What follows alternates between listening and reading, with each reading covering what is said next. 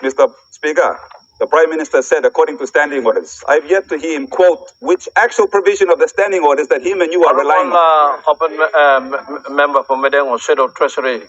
A budget must be more than a political speech, and dangerously dependent on revenue assumptions that are defying economic gravity. Mr. Speaker, honorable members of this House, I rise to deliver the opposition's formal response to the 2026 national budget, presented by the Minister for Treasury, Honorable Inling Staki, titled Security with Growth. I thank the Treasurer for the presentation and I acknowledge the enormous work undertaken by Treasury officials every year to prepare these documents.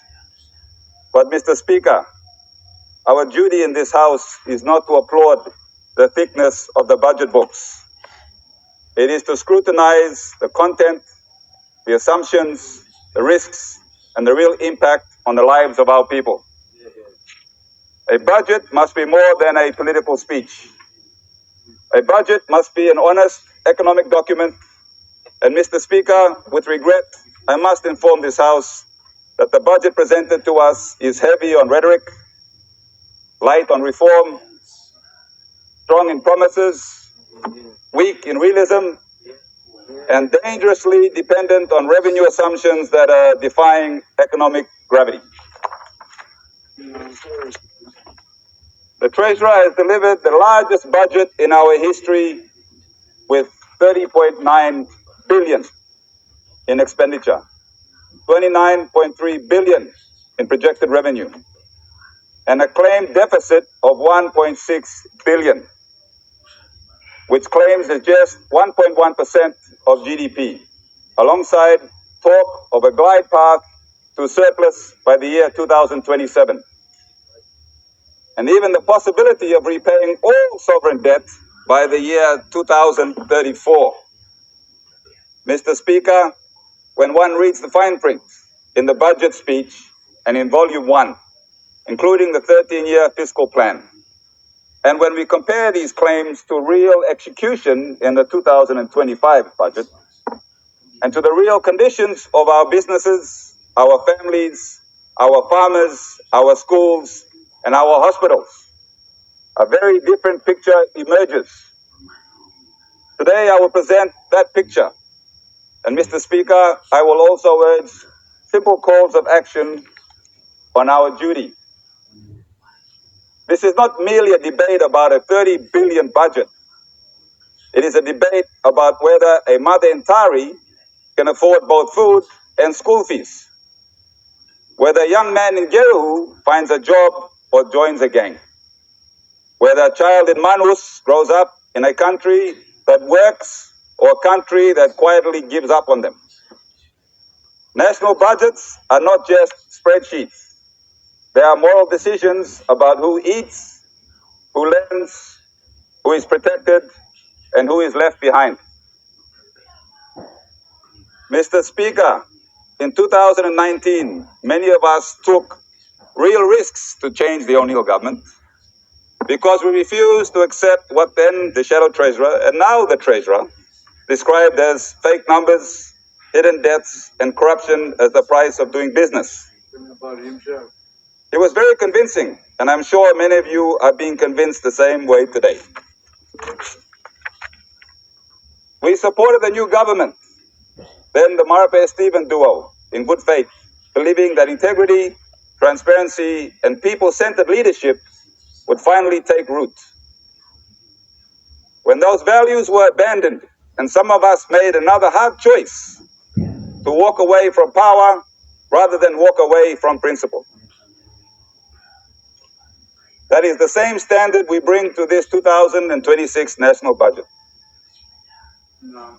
Mr. Speaker, the government's 30.9 billion budget on paper may appear to be a well-built house. However, like in too many communities, it still feels like a house cook where some get the meal and others only get the smoke. The truth in these long-term numbers, Mr. Speaker, let us start with long-term record. what different governments have actually done to revenue, expenditure, and debt. When the Makerere government took office in July 1999, the actual revenue to run the country was just 2.5 billion kina. And his expenditure budget was 2.9 billion. 26 years later, and this budget plans to literally spend over 10 times that amount. When the Somare government succeeded the Makerere government in 2002, the country's revenue had reached 3.2 billion, with debt rising from around 5.8 billion in 1999 to 8.7 billion by the end of 2002. Difficult years of adjustment, but with relatively small absolute deficits and a focus on stabilization. Somare government, across roughly 9 years, oversaw the total revenue collection of around 58 billion and total expenditure of 57.4 billion. That essentially flat or slightly declining at about 8.7 billion to 7.5 billion. That period showed that when revenue is usually carefully, it is possibly used carefully, it is possible to grow the economy without blowing out our national debt. Then came the O'Neill government, the end of 2011 to mid-2019. After 8 years in office, and thanks to the prudent fiscal management of the Somare government, the O'Neill government oversaw the collection of 91.6 billion in revenue, expending a total expenditure of 112.3 billion, a cumulative overspend of more than 20 billion, and debt jumping roughly from 7.5 billion under Somare to 33.7 billion under O'Neill. Mr. Speaker, those choices, aggressive spending, creative accounting, hidden liabilities left the country exposed before COVID-19 even arrived. Mr. Speaker, the current Marape government has taken that pattern and amplified it to the next level.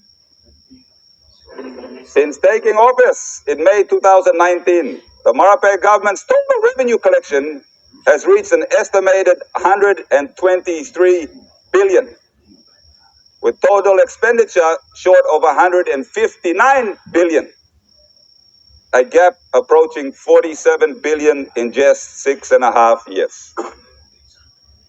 Debt has surged from 33.7 billion when O'Neill left government in mid-1999 to a projected 66.5 billion by the end of 2026. Almost doubling the debt stock, and leaving every child effectively owing more to the creditors than ever before. Year by year, the charts tell the same story. In the early 2000s, deficits were measured in tens of hundreds of millions.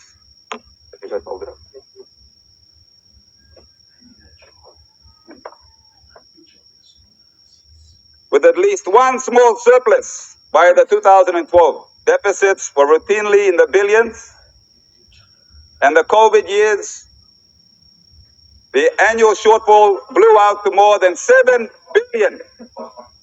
Deficits remain large, even as the government now claims to have fixed the boat.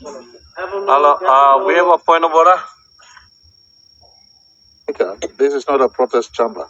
The circulation they've done is sufficient. I think very, very standing order literate member for Medang knows exactly the decorum of the House. So I just roll to your wisdom. I leave to your wisdom to make ruling, please. Honorable Prime Minister, your point of order is in order. So, you reply, honorable members, and the The Prime Minister. Honorable open member, I had a point of order from the Prime Minister. Yes, Mr. Speaker. The Prime Minister said, according to standing orders. I've yet to hear him quote which actual provision of the standing orders that him and you are relying on. Open member for Medang or Shadow Treasury, Minister of Shadow Treasury, me no asking me to debate him this point of order. Okay, Mr. Speaker. The chair has made its ruling. His point of order is in order, and this is the first time I believe in this house. Now we have a current placard now. We have enough of this already. This is in front of all members now. It's been circulated. So what are you trying to prove here? So you may continue with your Thank you, Mr. Speaker. To the budget. Thank you, Mr. Speaker, if I may. Your question is why we are trying to do here. We are not only the people in this house that is watching these proceedings. For that reason, they do not have the public, do not have the benefit of a table that you have. No. Honorable Mr. Speaker, it's my budget response. Reply. Honorable Shadow Treasurer. Yes. I have ruled. You are trying to tell us or tell the chair that every information that is here by it will eventually go to the medias are here. While you report him to the public. That's correct. That's right. Okay, so I'm right. So you may continue with your Mr. Speaker, suppose I'm feeling pen, people can rouse him, right? You may continue with your budget reply. As I say, numbers don't lie. So if I can continue.